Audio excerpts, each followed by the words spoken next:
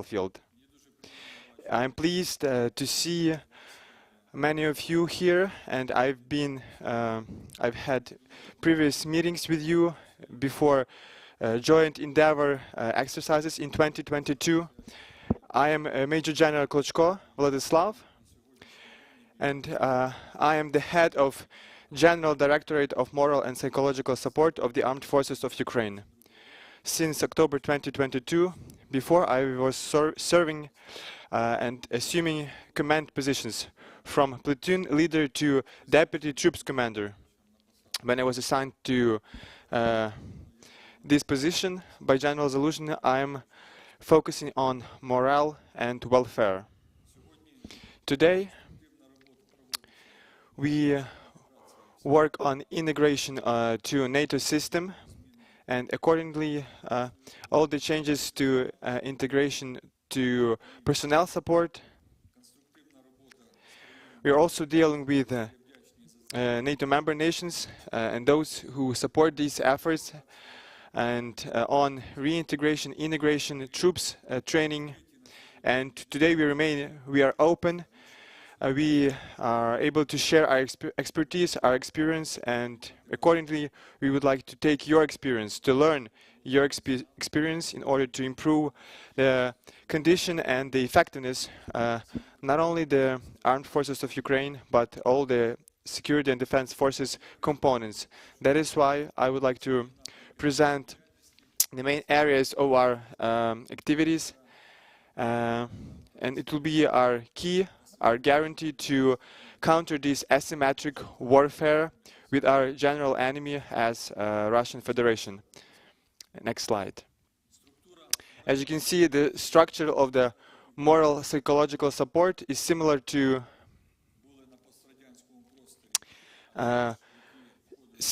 countries which had been on post-Soviet area, space, and Warsaw Treaty. And this structure had some features of the Russian Soviet structure, but since 2014 we underwent some stages of changes for now.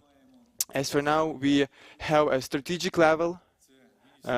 This is the Ministry of Defense and other service ministries, and they help to shape and build policy and framework towards several directions. Then we have the operational level, and it means assets and our forces, and I'll have a brief later on that.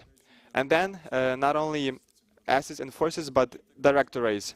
And then we have a tactical level. It includes those systems and elements which are in military units who complete their tasks. As a democratic country, we have also component of a democratic civilian control from those nations who are authorized to exercise these control. Next slide. Now you can see the structure of the General Directorate. This is the principal body, and it's subordinated to the Commander-in-Chief through his deputy, and it directs and controls, plans all the activities in our area. It includes lots of personnel, probably 1 million of personnel, and maybe even more if we include all the security and defense forces. As for its structure, you can see the command and control bodies. And it has two main tasks: organization, planning, and implementation of activities, as well as the implementation and analysis and forecasting of morale of our troops. And for this purpose, we have to report to the Commander-in-Chief about our forces and how to use them based on their morale. Then we have a psychological support department, and it includes the psychological support of actions of troops, and we also have a social support department and psychological analysis. We also have an internal communication activity and information support of forces department. The informing cycles preclude the creation of information black hole or vacuum within our troops. And it also helps to counter psychological operations of the enemy against our troops.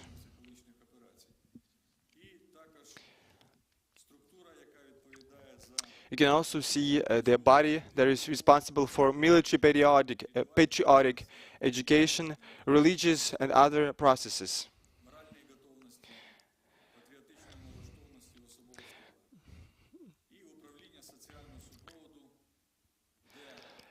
On the right, you can also see the social support department, and it provides for psychological and social support and social activities with the families and of troops and their dependents.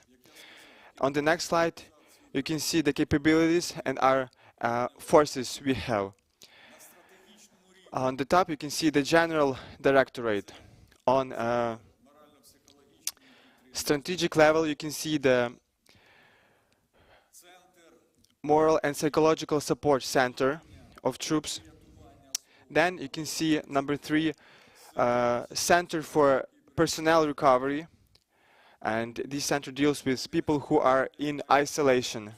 And we have a unique experience because we have large exchanges of troops during hostilities.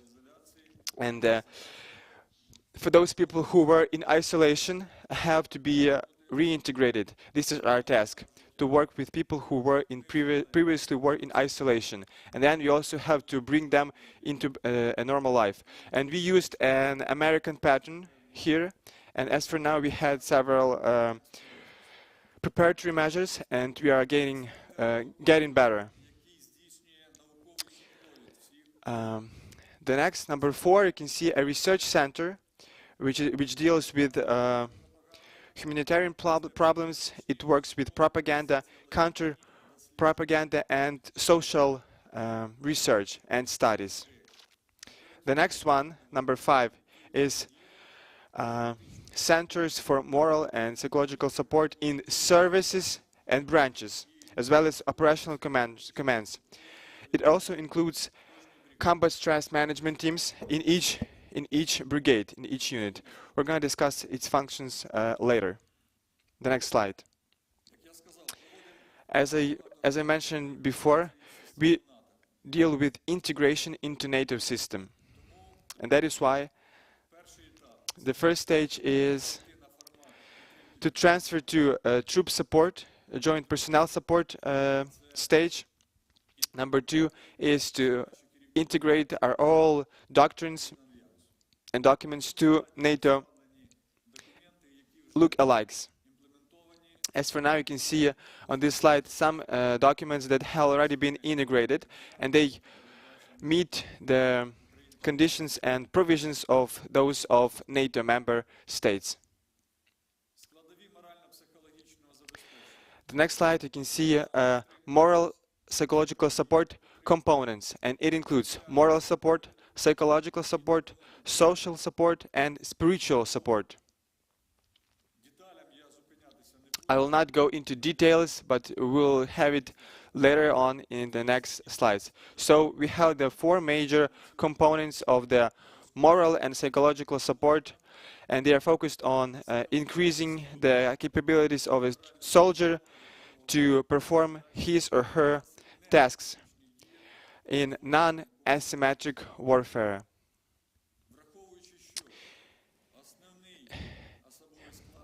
Given the fact that the major force is a mobilized personnel, and they do not have enough training, and they're also an age factor also matters, and all these factors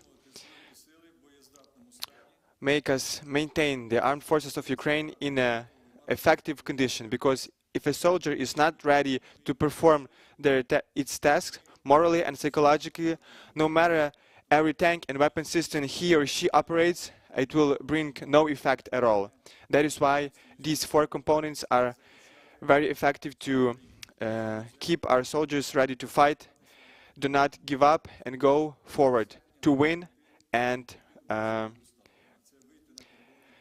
get a victory, as well as to go to advance to the borders of the 1991 internationally recognized borders. And now the next slide. Now, as for internal communication activity, we do not have to make and let the information vacuum, information black hole happen. Our soldiers have to be able to understand what happens around the globe, what happens in Ukraine, in our country, what happens in regions in Ukraine and in the armed forces of Ukraine. It is achieved by information support and raising awareness activities. This is command information support, combat information support, lessons learned, as for targeted information support and other activities. It's achieved through mobile applications.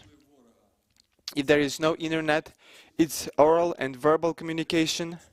So the representative of our structure, which is in each unit, has to raise awareness and bring this information to personnel and to let them know what happens and what will happen. And they have to do this effectively. If there is no such an opportunity to do this because our units are dispersed, we still use the format that has been used in the World War I, and this is the printed resources, printed sources of information, like newspapers, etc. Our Ministry of Defense has an Jura mobile application, and this is the major application used to raise awareness. We also have verbal and printed communication systems. Next slide. Now, as for national combat traditions restorations, you know, our country was under influence of the Soviet Union, of the Russian Federation, and this is a serious issue right now because we have to restore our military history. We have to restore all our values and principles our values are based on, and our effectiveness is based on. It means to say thank you to every soldier. This means to raise the level of patriotism. It also means to give opportunities to be proud of their units. I was in command of 93rd Brigade Commander, 93rd Brigade Commander from 2014 to 2019, and I'm proud of my brigade. I'm proud of it. All the soldiers of this brigade and still serving there are proud of this brigade, and you probably know what the brigade it is. And it is achieved through different activities at the national, at the level of Ministry of Defense as well. Next slide. We have more problems than the UK had, because they did not have such a high level of Russian influence, because at those countries people have been raised in such a manner that they were proud of their nation and they know the members of which nation they are.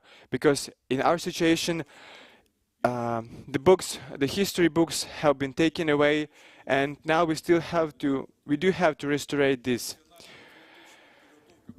That is why a national patriotic education is very important, and it is based on great battles, great figures of Ukraine, and great places where our soldiers used to fight, and those places where we can gain our own history and bravery. And we know some of the Ukrainian units that have their own history. The next one. This is how we promote our military service. We know that there are lots of personnel in armed forces of Ukraine, but we still have to gain quality. That is why J1 support activities are integrated and performed, because we have to be proud of our servicemen, and we have to respond to all the threats and challenges to armed forces of Ukraine. That is why military service promotion is a good type of activities we perform. But we still fight, it's not over yet, and we have to go on. These are our military units. Special Operation Forces 93rd Brigade, 24th Brigade, 72nd Brigade, 81st Brigade, Airborne Assault Brigade. That is why this process matters. The next one. You can see some cultural activities, and this is what will be able to restore and rehabilitate our personnel, and we do this. We work on integration and involvement of national heroes, actors, singers, and other artists of Ukraine and representatives of Ukrainian culture. It also includes representatives of foreign countries, foreign organizations, and it's all organized it's all organized in order to let the soldier rehabilitate after combat tasks. The next slide. Now, as for spiritual support, we have a chaplain's service at every military unit and every operational command, and every chaplain deals with its functions and other functions of the unit activities. You can see on the slide what are the main functions of a military chaplain in the armed forces of Ukraine, but this is the core. The chaplaincy is the core, because the spiritual values will promote the effectiveness, combat effectiveness of performed tasks. That is why this service, the chaplaincy service, is gaining gaining momentum, and we are dealing with the U.S., with the Canadian Armed Forces, because they have their own experience, and they share this experience with us. You will see the first video. This is it will take us 3 minutes based on what is happening right now and all the processes we have.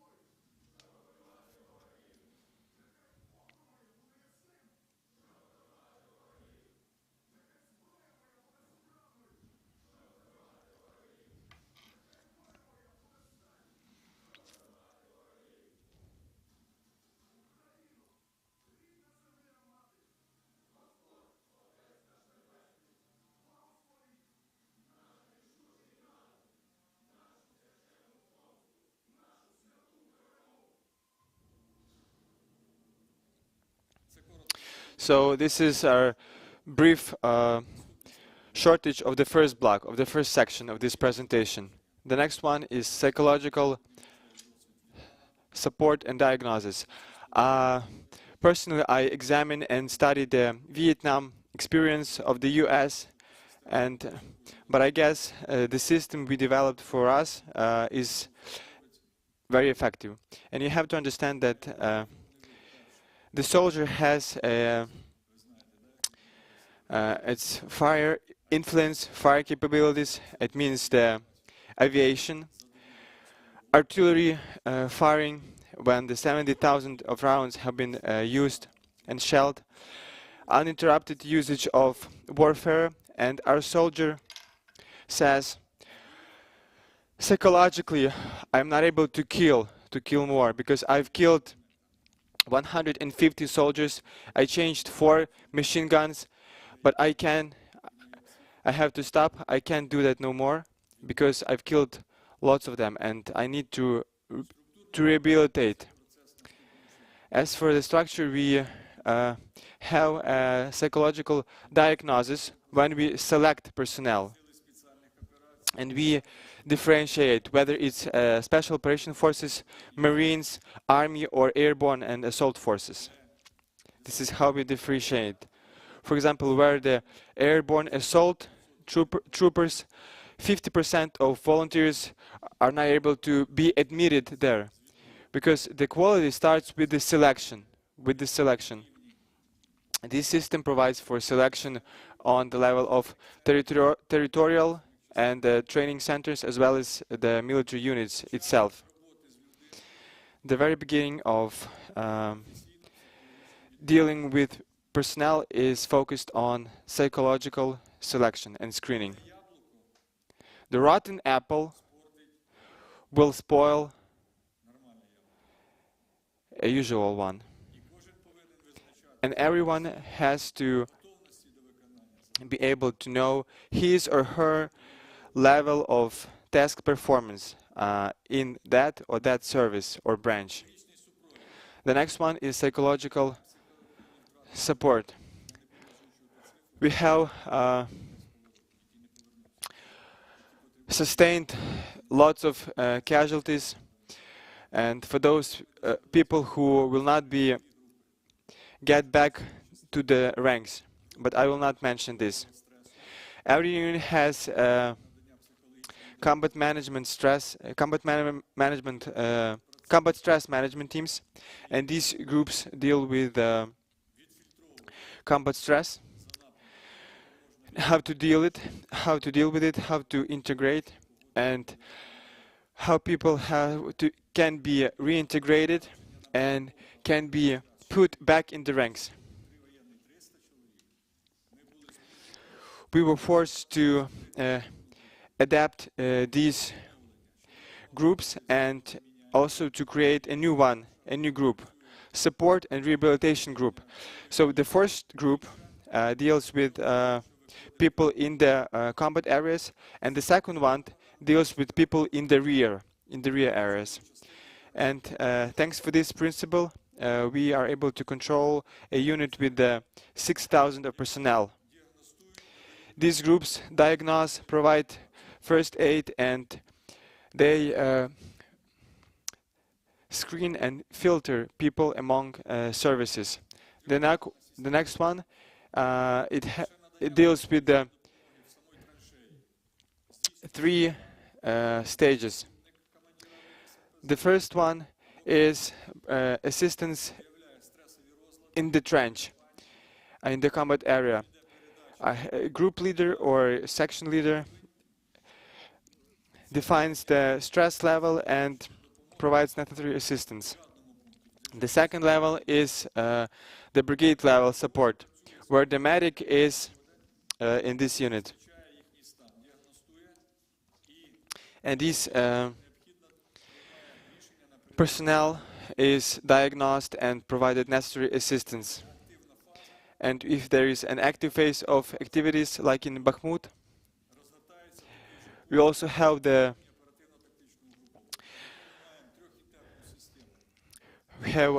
third level deployment in brigade. And it has a three-level, three-stage system: battalion, brigade, and operational strategic level. The next slide. Now, the mental health recovery system. Since our personnel is not able to recover in the rear areas because of the lack of time, and that is why we have to build the system where the soldier has be able to rehabilitate, to recover in a short period of the time. He or she can sleep, have enough of sleep, eat, take shower, and go back into combat. So the first stage is in the brigade level, like company and lower, 3 or 5 kilometers from the front line. The second one is up to 200 kilometers, where people have some defects and disorders, and it requires 5 to 7 days recovery. And we have multidisciplinary teams working with people. It's not only the psychological but physical stage recovery. The third one is if the situation is critical and we are able to perform recovery with the family of the serviceman, and it's up to 400 to 500 kilometers, and there is a family of these soldiers as well. And the stage number 4 is the rehabilitation and recovery performed in the western part of Ukraine, and I'm also thankful to European countries and our members who agreed to provide this assistance on the territory of their countries as well. The next slide. This is how this process goes on. So this is 5-star hotel where people are able to perform and undergo any activities, rehabilitation and restoration. Our task is to bring the soldier back in the rank in 7 days, or as soon as possible. And it includes the recovery and reintegration centers. It starts with receiving the information that the soldier is captured. We start to deal with the family of this serviceman. We have his personal record, and we support and accompany this process. Then we work and deal with during the exchange process, when we meet our servicemen back. This is, and then we rehabilitate them, perform briefings, debriefings activities, and it requires necessary structures working with them. For example, reconnaissance, intelligence structures. And if the soldier underwent these stages, he or she is sent to another stage. And this personal record is preserved and saved for the whole period of life. And these records are taken for long periods. As I mentioned before, my servicemen, my subordinates, have 2 years experience, and they underwent necessary activities in Rzeszów in Poland. They also had some activities with the partners from the US. They have necessary equipment, expertise, knowledge, and this is a huge experience because we had a huge number of exchange of personnel, and all countries have to be able to share this experience and take this experience from us. And they have to be ready to perform several and similar activities.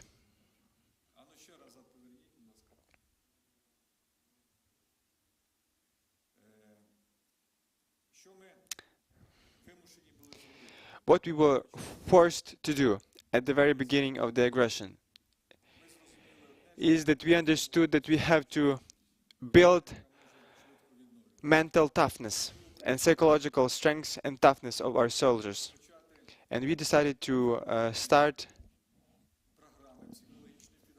the program, psychological support development programs, create special manuals and instructions, because from our experience, 2 units who were undergoing activities abroad, but they did not follow these activities, these psychological activities, and they were not as effective as those 2 battalions who underwent psychological activities in their combat areas. And it includes gaining practical skills at the very stage of their training, self-regulation, how to be able to behave in the unit, how to counter fire, water, height, and sound. And we introduced several subject and discipline, and we also studied the special manuals from the US, and you can see the result. Now it's the second video.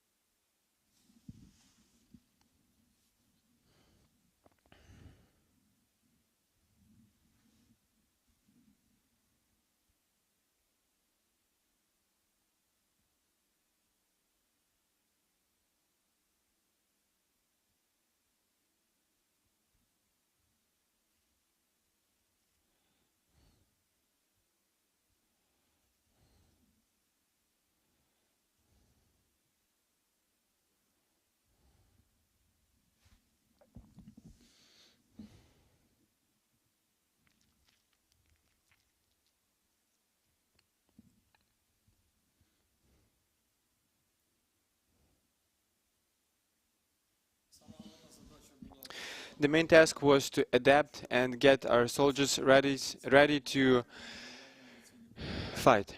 So if the soldier had a fear of airstrikes or tank, we were able to, and we had to prepare him or her to these processes. When we had the Wagner raids and waves of troops going on, we had to prepare our soldier to overcome his or her fears. They do not have to be afraid of any stress situation. And that is why it's an important task. All those centers who were providing support, they were dealing with these issues. And this is a comprehensive task. Combat action simulation, limbs, blood, internal bodies, corpses, height, stress, noise, sound, water, fire, smoke, etc. Now the personnel support. We started to use these processes, and we deal with social support activities in here. And the major part of these activities is taken by and is done by territorial social support and recruitment centers, because they know how many family members a soldier has, what are his or her kids, etc. They know how to communicate with the families of Paris soldiers, of those who went missing, etc. So this is taken by the territorial social support and recruitment centers. The main directions are social support system of this social support activities system is to get the feedback of the family and to see what factors influence and affect the role and stage of the families of our soldiers.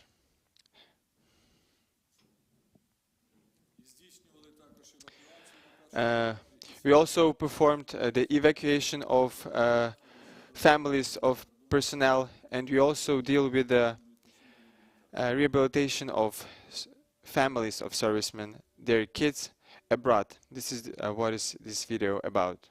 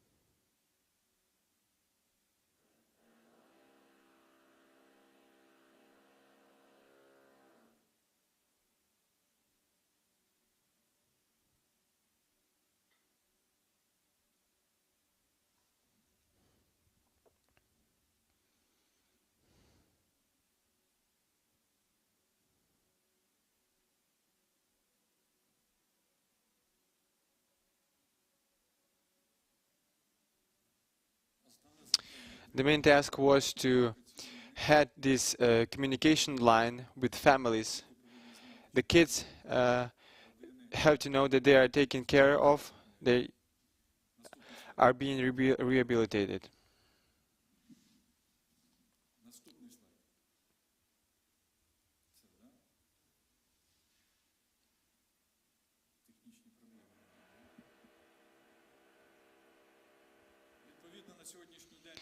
As for now, we have enough technical facilities in order to deploy mobile psychological support centers, mobile diagnosing facilities, field stations for recovery and control groups, and the digitalization as well.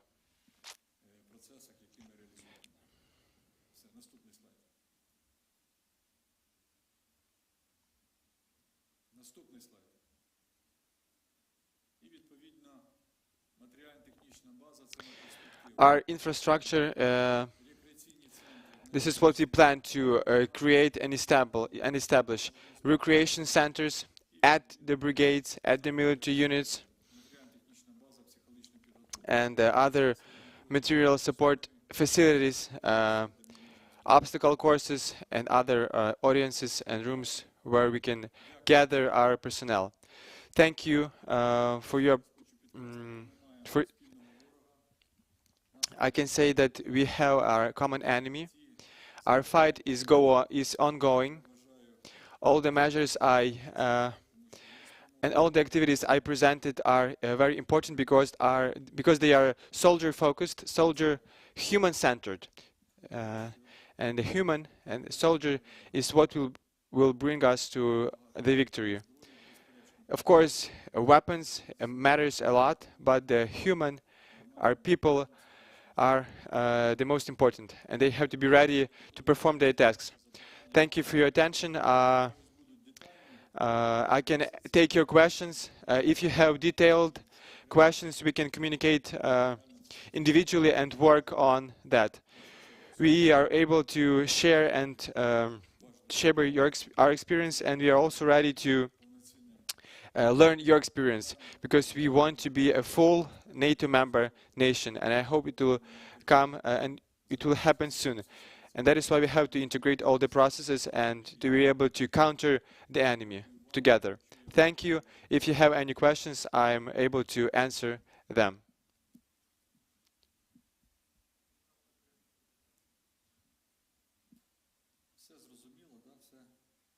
I get. Okay, thank you, and we'll. Oh, we have a question.